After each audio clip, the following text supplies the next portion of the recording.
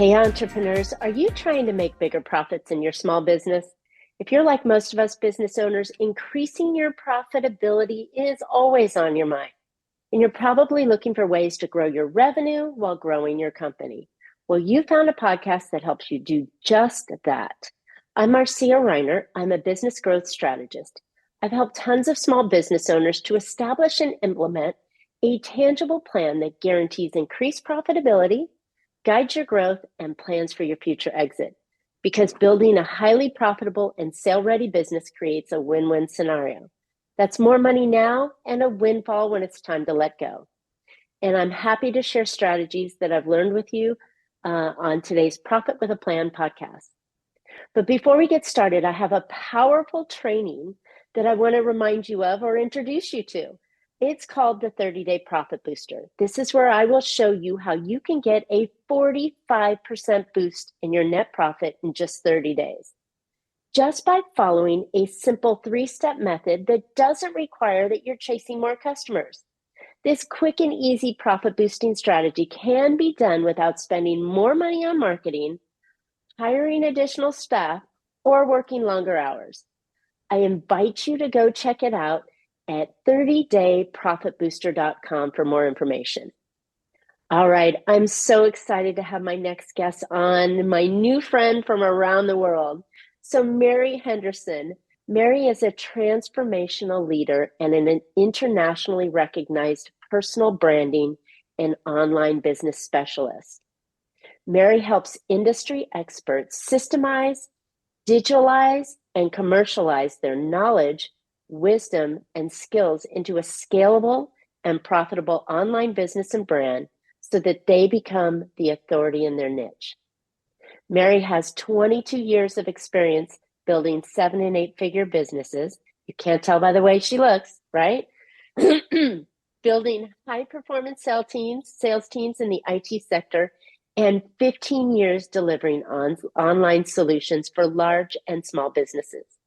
She has been featured in many publications and is regarded as a thought leader in the digital sector. Mary's point of difference is her personal brand technology, a SaaS platform that has the ability to define a person's brand essence with precision that can be applied across all communication touchpoints. All right, Mary, welcome to Profit with a Plan podcast. I'm so excited to have you here. I'm excited to be here too, Marcia. Thank you for having me. Absolutely. So we've been chatting offline a little bit, which has me all excited to learn more about the topic that we're going to go into today, which is the wisdom. The wisdom is currency, right? And how we use our knowledge base, and not the 50 or 60 years of experience that we could do, or our MBA or our doctorate or whatever, but the stuff that we use every day to help our clients to become better, right? Which is what we're here to do, is serve. So Mary, I wanted to have a couple of questions. First of all, you've got tons of experience and you've done some great things, but how in the world did you come to this line from IT and sales teams and doing all this? Thank you for asking a great question. It's interesting, Marcia, because, Steve Jobs once said, to understand your life, you connect the dots back to front, not front to back. And I think that when you look at it from that standpoint, and I look back, I'm like, of course I was going to do all of that to get me to where I am right now. And, my experience with personal branding actually started in year 2000.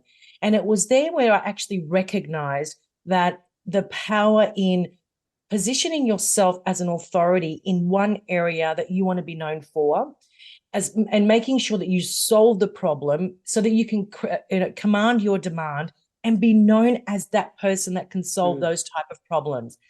And the other side of personal branding is, which I had the honor of being able to implement, is when I worked for a tech company in California, and in the capacity of VP of sales, I made sure that my entire sales team was 100% aligned with who they are in their natural state of being. So instead of looking at a job description, could you imagine having a VP of sales and saying, we're going to just ditch the job descriptions and you're all going to become brands? And people are like, where's she going with this? Where I She's was crazy. going, she's crazy. But where I was going was, tell me who you are as the 24-hour version of you, not the 9 to 5. I want to know who you are. I want to know everything about you, your essence, your passions, your dreams, everything that it makes you up. Tell me what that looks like. Because by doing that, I was able to look at all those individuals as authentic souls who had a purpose rather than who needed a job, and match that individual with a portfolio that was aligned with who they were. So when they came to work, they would say, oh, I just love coming to work because I can be myself. Could you imagine hearing that? And this is How what I cool used to, is that? it's uber cool. And I used to get this all the time. But is it a coincidence that we were able to build a business in Asia Pacific from 4 million to 54 million in 48 months? Wow. Triple digit margins in the tech industry is unheard of. And that is because every individual in my team was on fire. They were present when they arrived at work. They were into their work. They had conviction, they had passion, they wanted to be there. And in the 4 years that I was in that role, only 2 people left. And that's saying something. That says a lot. So my personal branding started really understanding that, hang on a minute, this is not about getting famous or getting rich quick. This is actually about understanding what lies in our soul print, in our DNA print. This goes much deeper than that. And so that's where I started playing with this notion around personal branding. And then in 2005, I started my own business, which was a software company. And in my software company, we specifically focused on building web-based software for the academic sector, specifically membership systems, online programs. And back then, that was a very expensive exercise to do versus what it is today. But the difference we had, Marcia, is that I employed cognitive scientists in my business, and we would reverse engineer the consumer behavior on how they wanted to experience a software and work backwards from there. Because if we could reverse engineer how that individual, the student, wanted to experience the application, then we would deliver the client exactly what they want. That will be 100% used, and the students become the brand advocates for the university. And that was our ultimate goal. So it was there that I learned how to framework, reverse engineer, understand consumer behavior, and bring that knowledge and my personal branding knowledge and my sales knowledge into what I do today. But I didn't know that this was my vocation until 2011. When I had an epiphany after I gave birth to my second son. And I'm like, I just don't want to be in this business anymore. I had my software company at that point for 7 years. And I'm like, this is just not what I want to do for the rest of my life. I'm not here for that. Even though it was a great experience, I knew deep in my soul, that's not what I wanted to do. So I actually resigned from my own company, thankfully. I merged with it. We merged it with another company. In January 1st, 2012 was the first time in my adult life that I didn't have a job. I had no idea what I was going to do for the rest of my life, Marcia. But I engaged 2 incredible mentors. One was a professor in philosophy. The other one was an expert in the emotional body. I also did a quantum medicine course at Quantum University that same year. I wanted to know who I was. Who am I? What am I doing here? What is my purpose? And that set me on a completely different trajectory. And talk about the hero's journey. I've been on 3 cycles of the hero's journey. I know it back to front, but I also know the power of it.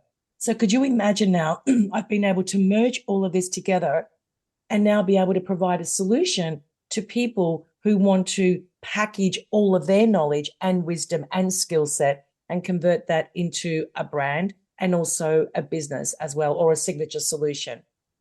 Wow, that's pretty impactful. I mean, to be able to come back and go, okay, I can do this. I've got all these skills and knowledge and I can take it this way. But then I know that's not serving me in the way I want to be served. So, as powerful as you are able to go, okay, I'm done with this one. Let's go over here.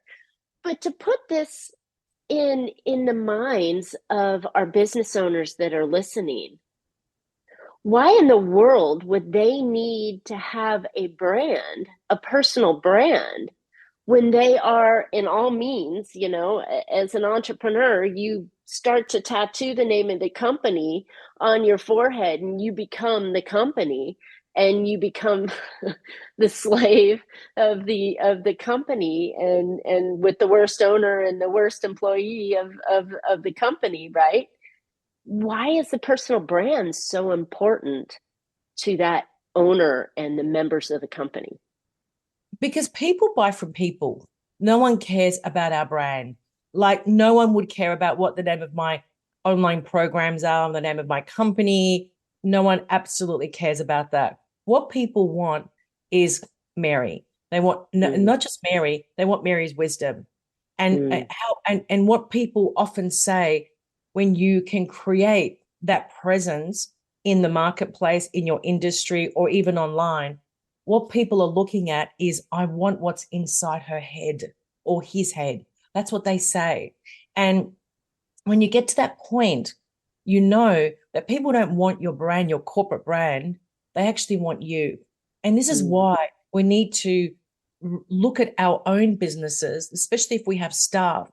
And we also need to shift our paradigm from a very masculine power system, do as I say, this is your job description, to more about, hey, who are you?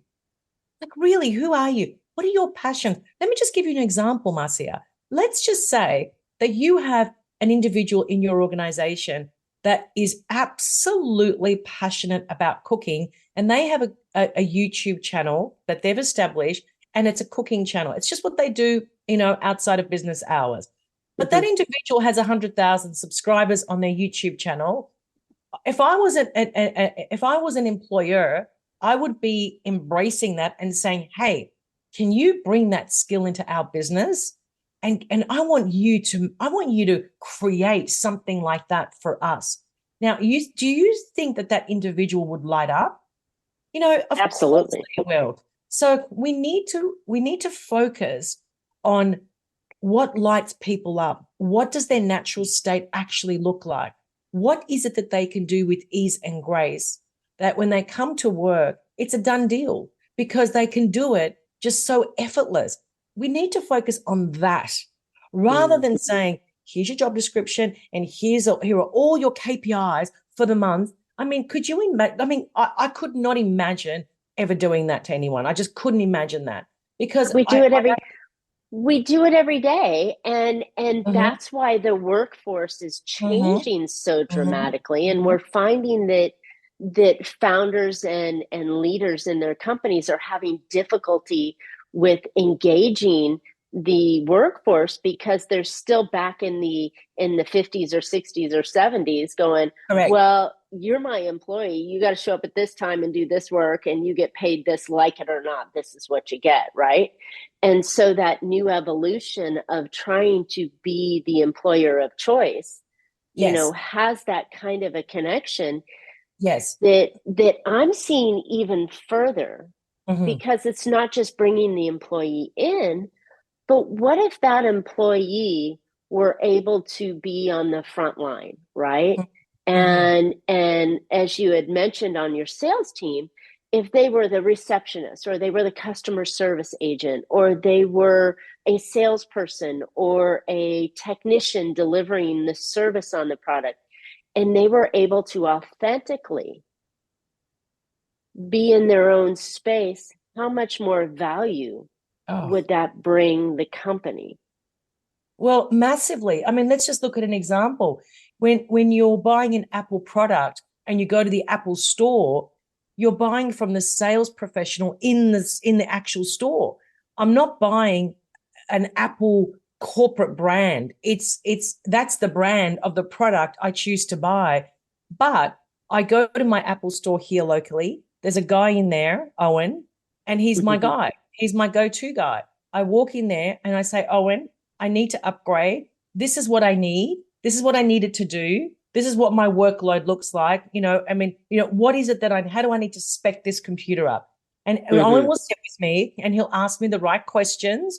He'll do his due diligence and he'll say, do you do videos? Yes, I do. Do you edit? Yes, I do. Okay, so you need a hard drive. You need, we need more memory in your hard drive. We need these. We need that. Do you do this? What about this? So now he has now established an inventory of my reality, right? And matches that with a product. It wasn't the corporate brand. It was Owen, the sales professional in the store that just spent an hour with me. And I was very happy to purchase everything that he recommended because Owen looked after me, right? So this is what we're talking about. So the personal brand of the corporate brand are the people who are on the front line. So they're the ones that are representing the corporate brand. But I only want to buy from Owen. Do you see the power here? He's invaluable. But I also see the challenge in scaling that because there's only one Owen, and as wonky as Owen is, or as perfect as Owen looks over here, it would be hard to bring another Owen into the system that looks and acts and feels like Owen, right? I mean, so the same thing with the company. Like if your employees are all they're buying from that one person, how do I scale that? How do I make that big enough and sell it someday in the future? But that's exactly right. But the other thing, just going back to the people, this is why it's really important to understand what are the individuals in your organization? What are their strengths? What are their gifts, their talents, their passions? We have to look at people as individuals who have individual traits, individual value systems, individual passions, individual dreams, individual skills. So when we can look at it like that, then Owen is Owen. Mary is Mary. Marcia is Marcia. The three of us can do three completely different things because we're not a cookie cutter. We are all individual people who bring something incredibly valuable to the organization. And I think that when you look at it like that, could you imagine now you've got this team of 10 people in your organization and you actually look at them as individuals that actually bring their knowledge, their wisdom and skill, their passions, who they are in their natural state of being into the organization. And now you've got 10 people who are not only individuals, because that's what they are, with specific skills and wisdom and talent and etc. Now you've got this ecosystem that's very, very rich in intellectual currency. And it fosters creativity. It fosters enjoyment. Like you said originally when we started this conversation, your employees love to come in and work because they feel like they're in their natural space where they should be without any craziness going on or whip cracking or negative feedback. They're alive, I guess. Correct. Is what comes out of that. Well, that's awesome because that's a completely different view set than what we've all been trained or experienced in our life. And I know that going forward, we have to evolve. We have to evolve our business and the way we're doing things, whether it's, offsite work, combined work, you're in the office, you're out in the field, whatever it all is the combination that works for your business. Yes. But it's the relationship that I think is really the important factor out of this whole thing, is that these people make inner relationships in the office, but they make relationships with your customers. Absolutely. Okay. So this is definitely a different path that I thought we were going on, which is fantastic and amazing because it's so timely of a conversation. So how do we choose people to come in with all these individualist feelings and styles when history is telling us that we need to do some sort of a personality test on them and make sure they fit in with our culture? Oh, I couldn't think of anything worse, actually, Marcia. And there's so many personality tests out there. And let me tell you why they are of value to a HR department. Because it's so much easier to label people. You're in the yellow, you're in the yellow group, you're in the red group, you're in the green group, you're in the blue group. And it's almost like saying, hey, just get the blue group to do that because they're the creative ones, and this is how they think. It's just so linear, masculine thinking that's Mm. very much based on a power system. So could you imagine now you've now compartmentalized everybody?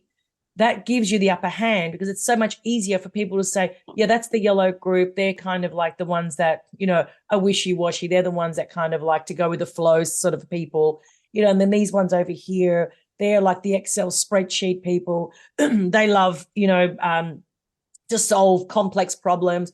And whilst that's okay to use as like a metric to get a guide of, what type of persona, are we not adult enough to articulate who I am, what I do, what I can promise, what my natural state of being actually looks like, what I love doing, don't put me in that group because that's not my strength. I mean, are we not adult enough to have a mature conversation with the employment manager or HR or whomever it is and shift that paradigm to say, listen, we're not doing job descriptions. We're not doing these personality tests. Just give us a framework of who you are. Now, this is where, Marcia, and on the flip side, I'm going to say on the other side of the coin, this is where employees need to master storytelling. Rather than going in and saying, yes, I've had 5 years doing this, and yes, I'm very good in the Microsoft Office suite, and yes, I can do this, and I mean, how boring is that? But now if I can tell a story about my life and what makes me wake up in the morning and just and merge my professional and my personal life, that is very compelling, very compelling. Because I even know with myself, when I'm being interviewed on podcasts and I tell my story, when I had the epiphany and I had the professor in philosophy, I mean, that was life-changing.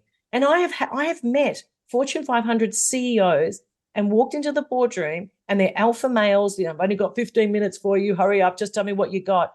And I will always say, actually, I don't really have anything to sell, but maybe I could start with my story and then you can decide if this is for you. And I always start with that story of, the epiphany I had. I always start there. And what happens is I have a captivated audience. One CEO actually got up and said, I just have to give you a hug, because the story is so, like it's relatable, Marcia. That's why. And so now now we're having a conversation heart to heart, not head to head. And this is what we have to understand, that we've got to drop that masculine approach of, hey, just give me what you've got in the last 5 years. Tell me who you are. What are your strengths? What are your weaknesses? We've done the personality. I mean, I am not a personality test. I'm sorry. That's just not going to work for me. And it's really funny because I have actually walked into meetings and, they'll say, oh, do you have a business card? And I'll say, I am actually the business card. Like I physically, am the Here's business my number. card. So, yeah, I don't need a card to validate me. And they love that. So we've got to go into this. We have to master storytelling. I think this is very, very powerful. And also it's captivating because no one does it. So, Right. so do you know what I'm saying? So it's a really Completely. important, it's a different angle, but you will be seen and you will be heard if you do that angle. It's almost to the point where it's scary, right? So if you are an employee trying to get a job and you walk in and the company is not like that at all, I mean, you're going to shock the heck out of them. But as us business owners and founders looking for people, what if we encourage that behavior, right? So then the right person can open up and come in. But better yet, what if we can encourage our team members that are going out to our customers Yes. and want to develop relationships with the customers and bring them into our global brand of the Exactly. company? then they can come in with all respect and tact and style and whatever it is that we match them, that they feel comfortable in, that they can engage the customer in that authentic conversation. It That's says, I'm right. not here to sell you anything. I don't have a business card. I'm just here to tell you a story, figure out if there's something that we can move to the next logical step with, rather than I'm in here to get a deal closed and signed a piece of paper, which never, ever, ever happens. Right. No. Well, that's exactly Setting, right. yeah, setting it I, up properly. Exactly. My voice has been professionally trained from the age of 5. And one thing I learned was tonality. So when you're telling a story, we're not in monotone, we're telling the story. We're actually in the movie. And we have to think like that. And it's like when I sat with this particular CEO, I just sat there for about 2-3 seconds, took a deep breath, and I just looked at him and I said, let me just think about where I want to start the origin of the story I want to tell you today. So I just need to figure out where on my timeline I want to start from. And he looked at me as if to say, whoa, what's happening here? And Are you so, out of your and then, mind? but I paused, which gave everyone a moment to think, where's this going? So I created the intensity, right? And as I'm Mm-hmm. telling the story, I'm telling the story with tonality, and I'm pulling them into my story because he and the HR director actually could see themselves in my story. And you see, this is the power. So we don't have to sell. People want to, and now this is an amazing story, by the way. It gets better. That particular CEO that I'm talking about, he has now transitioned out of his CEO role. And 2 weeks ago, who did he call? Uh-oh. He called me That's because great. I was top of mind. Do you see the power of telling a story? It was four Yeah. years later, but who was top of mind? And I That's think power. I think that angle, if I put it in those terms, which I know it's not fitting this conversation, but that's the only thing that's coming up. But if you put it in that angle, when you pause, everybody listened and went, where is she going? And they started to pay attention rather than going through their own agenda of stuff that they had to check off their list to Yes. make sure. And ma'am, you're wasting our time here. I can already feel this.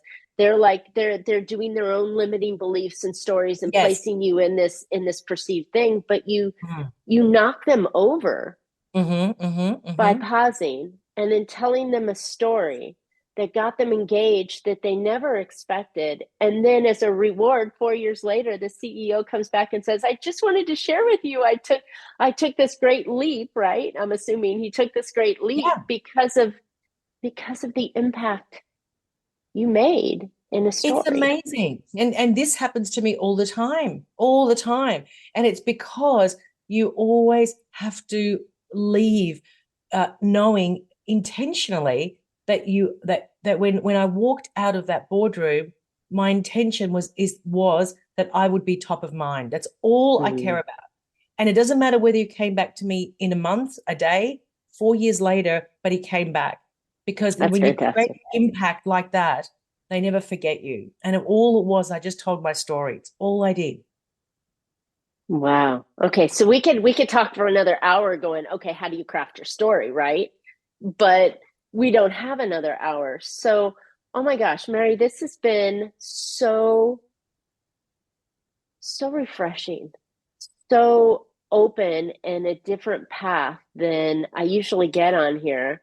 And I'm loving it. So it seeds even more of a relationship between us as Yeah, friends because it's just so fantastic.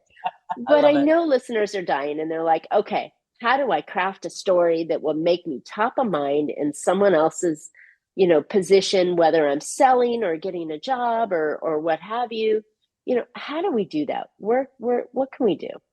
This is actually a really important part of the work that I do, Marcia, because, you know, we're talking about wisdom as the underlying foundation, but it's not wisdom from your professional career only. It's also wisdom from your own personal journey. And, we call this the hero's journey because the hero's journey is the road less traveled. It forces us to take a path of self-actualization, if that's what people choose to do. And in my tribe, that is what they all do. They've all been down that path, or they're on the path. And so what I like to do is I like to collect, or extract rather is a better word, inventory that resides inside of them, which we would call their wisdom. And whether it's professional or whether it's personal, I'm looking for both. I'm not looking for one. Could you imagine me telling you my story just on my professional background? It's boring. Like, who cares? Sales, software company, but my personal story is awesome because when I merge those two together, then I get a completely different set of an internal inventory that I can then draw from. And so what we're looking for when we're creating our own story is understanding, who am I in my natural state of being? I can't figure that out if I don't know that if I can't see and feel that inventory. I cannot do that. Because, Marcia, this is what a lot of people forget. Everyone's looking for their purpose outside of them. I've got to find my purpose. I've got to find my purpose. I don't know what my purpose is. And what I will say is that when you unpack your internal inventory, professional and personal, your purpose is in there. That's where it is. It's already with you. There's nothing that you need outside of you. Zero. It all resides inside of you, because then you start to see, oh, these are my natural gifts. These are my natural talents. These are my natural passions. Oh, this is what I can do for sure in terms of my professional career. This is my intellectual currency. I can do that. I know how to create sales proposals. I know how to actually pitch, a proposal. I know how to do this. Wow, I didn't realize that, oh, maybe I've got a methodology around this. So we need to look at that inventory as moving blocks and like a puzzle. And we put the puzzle together, and suddenly a very, very clear picture emerges. And you will start to see for yourself, oh boy, wow, like that personal experience in my own journey led me to where I am right now. I would not be doing what I'm doing now had I not had that epiphany 3 hours after I gave birth to my son. So that personal story is a very significant part of what I do. And the reason for that is because from that day onwards, I have invested enormous amount of time and effort into understanding who I am. And the rabbit hole is so deep and so wide. I've had the most extraordinary mentors, most of which have been academics and professors, no self-help, stuff. I'm not interested in that. I really, truly, wanted to extract ancient wisdom, like really understand, how do I apply that wisdom to my life? And so I can transform my life. Now, it's important for me to share that, because all of that knowledge that I experienced with my mentors, now I get to share that with my clients. So can you see that personal wisdom is critical? Because one of my mentors said to me only 2 years ago, Marcia, I was so scared to open that side of me, thinking that people would think I'm woo-woo, blah, blah, blah. But my mentor, she's nuts. And my mentor, who's awesome, he said, so what are you, in a very casual conversation that he is, and he's, it's an academic, right? So, just think of it, a real academic, the brown cardigan, that's the look we're talking. It's just the most beautiful soul. So Mary, let me ask you a question. What are you doing with all of that wisdom? And I'm like, oh man, what are you actually doing with it? And I said, I've got, it's inside of me. Yes, but are you giving it to your clients? I can't do that. They'll think that I'm woo-woo. And he said, you didn't go through your hero's journey, not once, not twice, 3 times in the last 7-8 years. You've battled all these demons inside of you. You've gone so deep, so wide. You didn't go through that for you. You did it on behalf of them. And I was like, Mm. wow. And so when I started to introduce this work into my work, my it changed everything, like everything, the dynamics. I was seeing transformation in real time, Marcia, like real Wow. time. And it was blowing me away. So I'm sharing that story. Sorry, I digressed, but I'm sharing that with you and the listeners, because when you unpack your internal inventory, first of all, you'll see patterns. That's the first thing. Hmm. And we need to look at those patterns. And the second thing we need to look at is, what does my life experience actually look like as inventory? And the third thing is, what do I do with it? Like, what does it Yeah. look like as a solution? How would I articulate that in language? How do I know Mm. what I do? How do I know who I serve? How do I know what I promise? Well, it's in there, and the process of creating a story has to start from that inventory. It really does. And it's the greatest advice I can give you, because anyone that's listening to this and does this will be pleasantly surprised. Not only will you see a much bigger version of you, but could you imagine looking at that inventory and going, oh my God, I've got a whole new business here. Do you see the power? Hmm. That's the power of that. I love it. And you'd be surprised who you're talking to that has had a similar experience or a connective experience, Yes. right? Yes. Or, wow, I always wanted to do that. Or, wow, I've been there, right? And in any kind of relationship, you want those connected fibers, right? And if you have enough courage to share who you really truly are with your employer, your employees, with your partners, with your business associates, with Yes. your friends, it's going to create so much more. It is. Yes, it's just Mm. so expansive. And I think this Hmm. is a very important word. We need to start to expand ourselves on an individual level, because the moment you start doing that and then you start introducing that in your organization, just think about the energy that will be created in that organization. And it all comes down to energies. At the end of the day, that's what we are. So we have to really look at this language and understand what I'm saying in between these words that I'm sharing with you, that there is so much underneath what I'm talking about. But when you look at yourself from an expansive standpoint, energetically, your consciousness level is increasing exponentially. So if Love. anyone's listening to this and they're into the law of attraction, that's the law of attraction on steroids. Wow, that's fantastic. That's fantastic. Mary, this has been such a treat. I'm so excited that you and I connected and you're able to be on the show so I can share you with my audience. This has just been a beautiful conversation. So where can listeners find out more about you and learn how to be able to tell these fantastic stories, or be able to dig deep into themselves and find these stories that are here so they can create their personal Absolutely. brand? Well, you can go to my website, maryhendersoncoaching.com. If anyone wants to have a conversation with me, I offer a 45-minute strategy call for free. And that's maryhendersoncoaching.com/apply, APPLY. And of course, across all social media at Mary Henderson Coaching. Love it. Love it. Wow.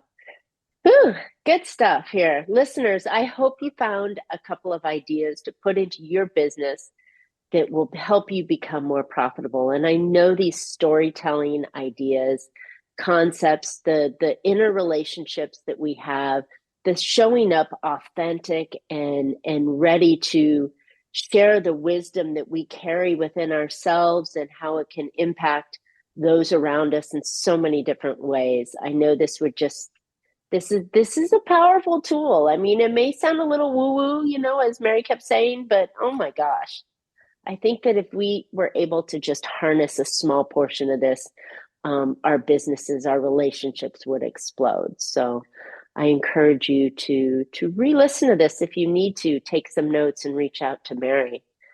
So, wow. Okay. So Now that we're done with the really good juicy stuff, how about my good juicy stuff?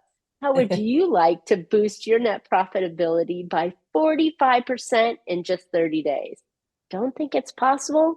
Check out my new training called the 30-Day Profit Booster. This quick and easy profit boosting strategy can be done without spending more money on marketing, hiring additional staff, or working longer hours. Go get your information at 30dayprofitbooster.com. And Mary and I would love to hear your feedback and your questions. Wherever you're seeing this podcast, just mark in the chats, what's your story? What was your big takeaway from this? What are you thinking of implementing in your business?